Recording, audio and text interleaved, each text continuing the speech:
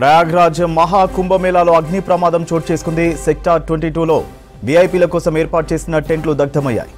ఈ ప్రమాదంలో 15 టెంట్లు కాలిపోయినట్టు తెలుస్తోంది. ఘటనా స్థలానికి చేరుకున్న ఫైర్ సిబ్బంది మంటలను అదుపు చేశారు. ఎలాంటి ప్రాణ నష్టం జరగలేదని తెలిపారు అధికారులు.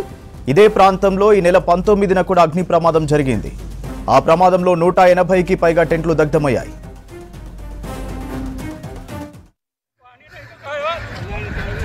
पर आकर के देखा गया तो जो 15 टेंट थी इनके अंदर आग लगी थी, जिसपे फायर स्टेशन त्वरित कार्रवाई करते हुए आग को बुझाया और नियंत्रित किया।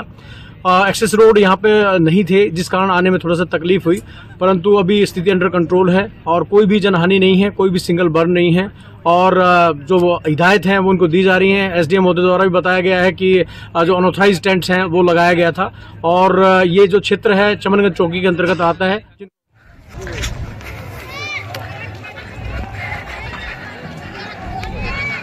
ప్రయాగ్రాజ్ మహాకుంభమేళాలో అగ్ని ప్రమాదం చోటు చేసుకుంది.